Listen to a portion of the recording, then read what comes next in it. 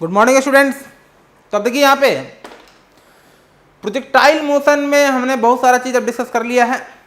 तो आपको ये मालूम चल गया है कि प्रोजेक्टाइल मोशन एक 2 डायमेंशनल मोशन है विथ यूनिफॉर्म एक्सेलरेशन, और वो एक्सेलरेशन कौन से डायरेक्शन में है? वाई में, डाउनवर्ड, और उसका वैल्यू कितना है? जी, एक्सेलरेशन ड्यू टू ग्रेविटी। तो यहां देखिए ध्यान से, मान लीजिए कि ये एक प्रोजेक्टाइल मोशन, ठीक है,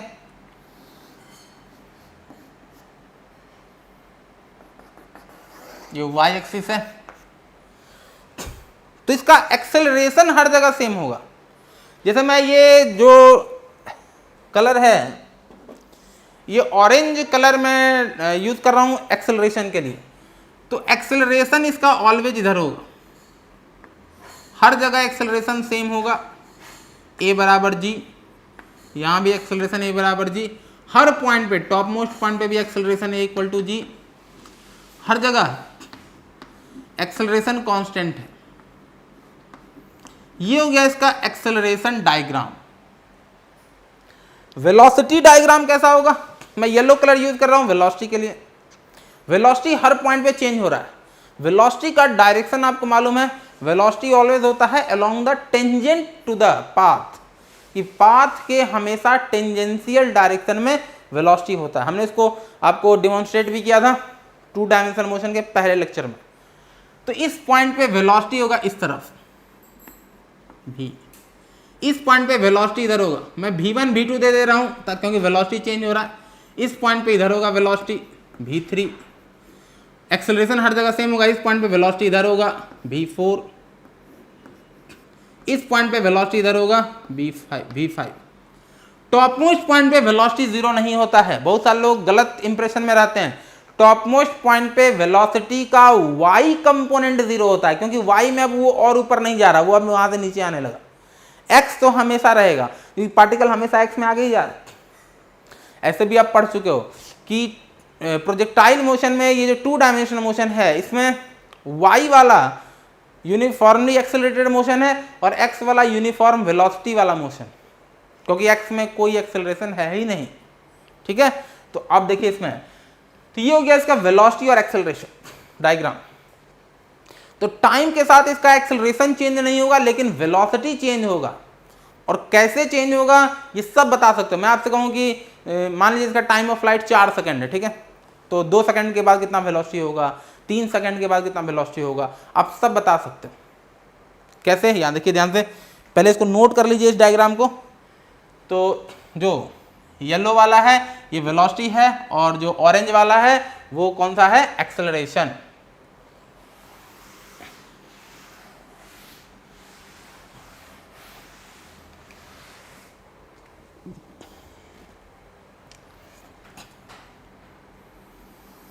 अब देखिए ध्यान से, मान लीजिए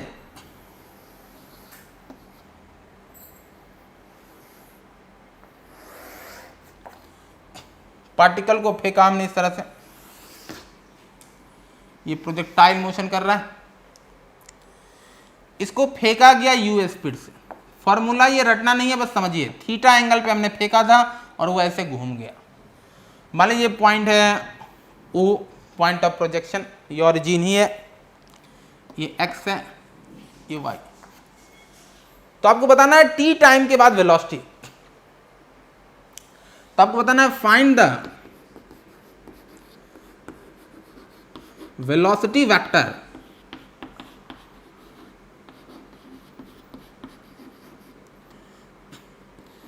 आफ्टर टाइम t बराबर 0 पे हमने फेंका, आफ्टर टाइम t, और t जो है वो less than time of flight है, मतलब पूरी जर्नी का जो टाइम है उससे कम ही टाइम है। ऐसा नहीं कि अब जर्नी के बाद टकरा के अब कहाँ गया हो तो हमें मालूम नहीं है, यहाँ पानी है कि यहाँ पे क्या है, कुछ मालूम ही नहीं। हो सकता है यहीं पे पानी में घुस जाए, या कोई कीचड़ होगा उसी में दब जाए, या ऐसा कुछ सरफेस होगा जो टकरा के फिर उसको रीबाउंड कर दे आगे। तो आगे कुछ भी हो सकता है, हमें नहीं मालूम।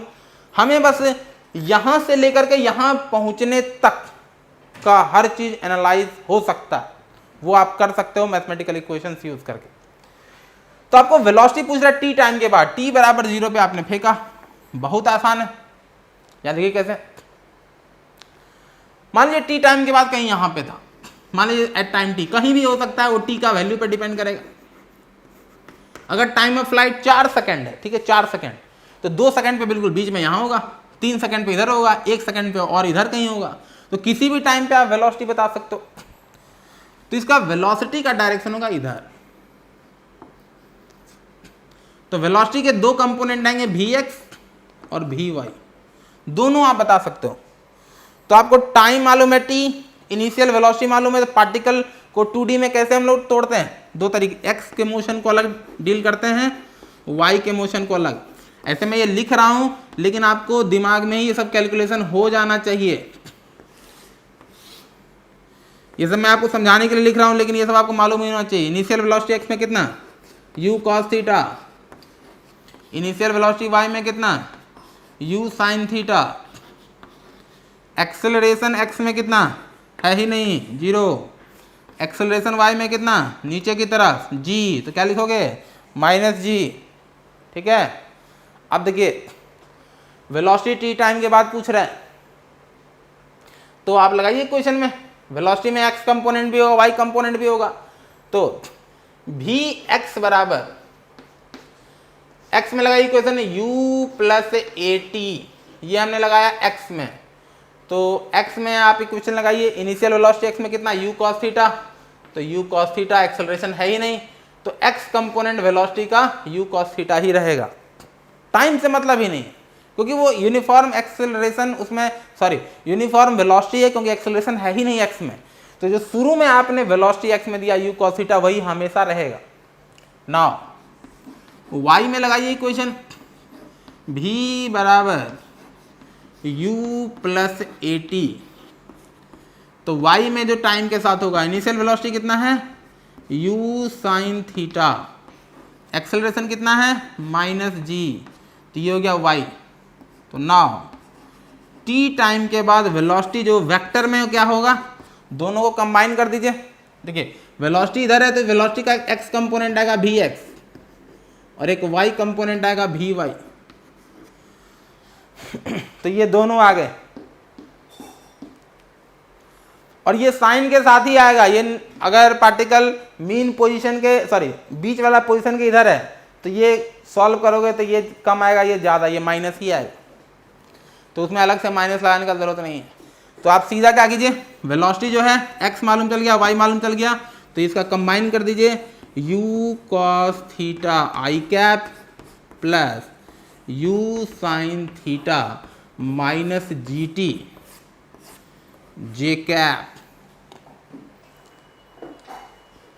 तो टाइम के पर डिपेंड करेगा, ये टर्म माइनस आएगा प्लस, तो वो टर्म साइन के साथ खुद आ जाएगा। क्योंकि देखिए आप जब भी ये इक्वेशन लगाते हो, ये सब वेक्टर है, ये सब वेक्टर है, तो आपने साइन के साथ ही ये सब लिया हुआ है, तो जो निकाल रहे हो वो भी साइन के साथ खुद आ जाएगा।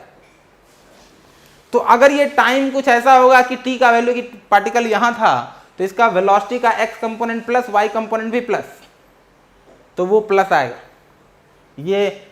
और अगर इधर होगा तो वो अपने आप माइनस आ जाएगा, आपको खुद पता पड़ जाएगा कि डायरेक्शन y वाला नीचे है, मतलब पार्टिकल अब नीचे आना शुरू कर दिया। तो ये है velocity as a function of time. तो किसी भी टाइम पे आप वेलोसिटी बता सकते हो। ऐसे ये इक्वेशन आपको डायरेक्ट लिखने आना चाहिए कि x में v बराबर u प्लस at, x में एक्सेलरेशन है नहीं तो u cos theta i cap, y में v बराबर u प्लस at, तो u कितना है u sin थीटा, a कितना है -g और टाइम t। तो ये डायरेक्ट आपको लिखने आना चाहिए। हमने x और y में आपको तोड़ के समझाने के लिए बताया, क्योंकि अभी शुरुआत है आपका, आपके दिमाग में यहां से डायरेक्ट ये आंसर आना चाहिए। इतना आ गया समझ में।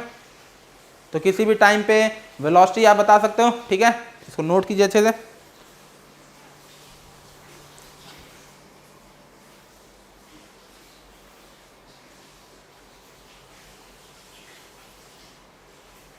इसको मिटा रहा हूं।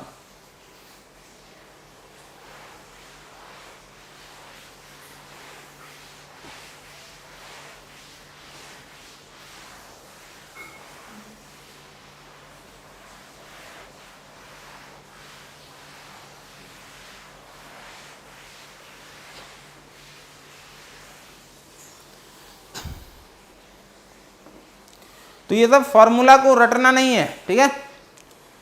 इन फॉर्मूले पे आपको बस कॉन्सेप्ट मालूम है कैसे आया। जैसे मैं आपसे कहूं कि एक पार्टिकल को हमने फेंक दिया 20 मीटर पर सेकंड से, ठीक है, 30 डिग्री के एंगल पर, t बराबर 0। तो आपसे पूछा जा रहा है फाइंड द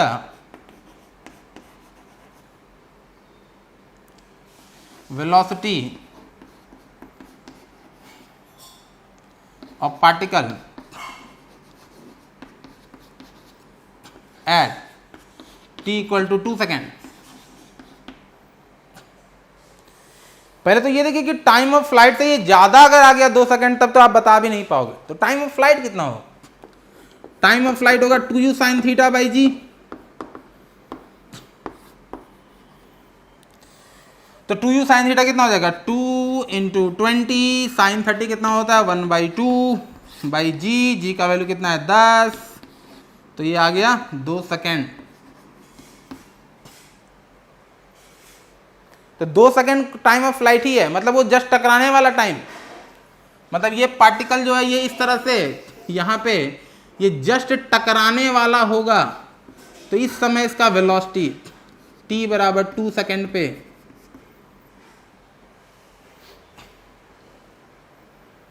बता नहीं सकते, किसी भी टाइम पे बता सकते हो आप, टाइम ऑफ फ्लाइट या उससे कम। कौन सा इक्वेशन? सीधा लगाइए, डायरेक्ट आप लिख सकते हो velocity v equal to x वाला तो फिक्स रहेगा हमेशा, तो इस वेलोसिटी का जो x कंपोनेंट होगा वो फिक्स रहेगा। कितना? u cos theta. तो x u cos theta, u cos theta मतलब 20 cos 30 डिग्री। 20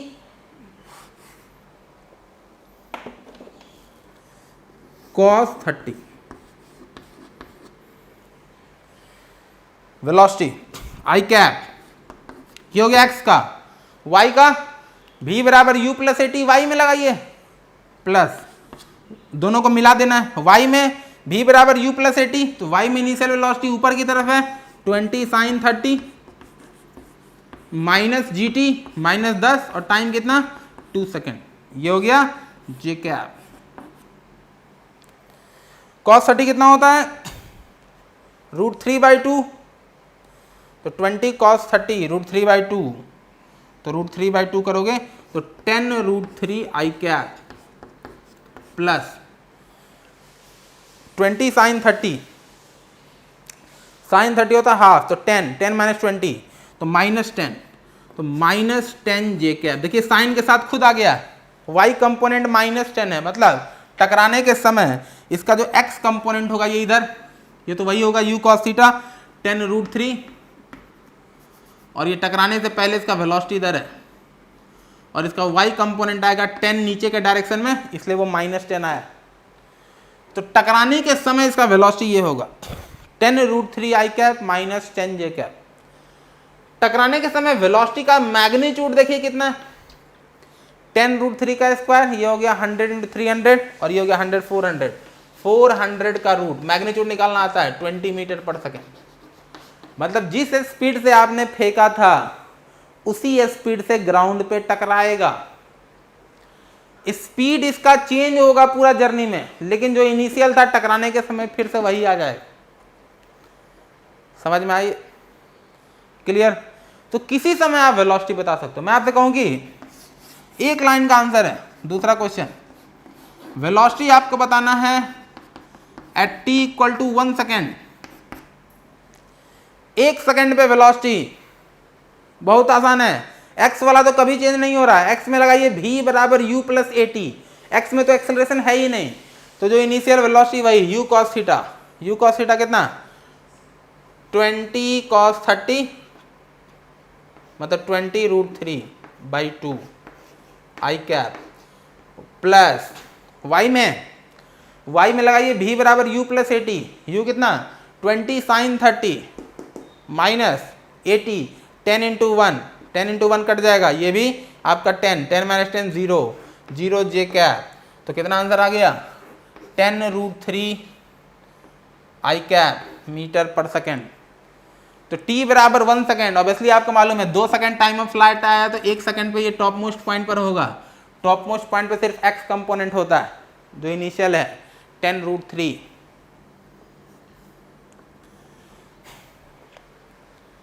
तो प्रोजेक्टाइल मोशन आ रहा समझ में, तो किसी भी टाइम पे वेलोसिटी आप बता सकते हो, ठीक है। अब हम लोग आगे देखेंगे किसी भी पॉइंट पे पोजीशन वेक्टर कैसे निकालें, या किसी भी पॉइंट पे डिस्प्लेसमेंट कैसे निकालें कि शुरू से यहां डिस्प्लेसमेंट कितना हुआ, तो वो सभी हम लोग आगे देखते हैं। पहले इसको नोट कीजिए अच्छे से।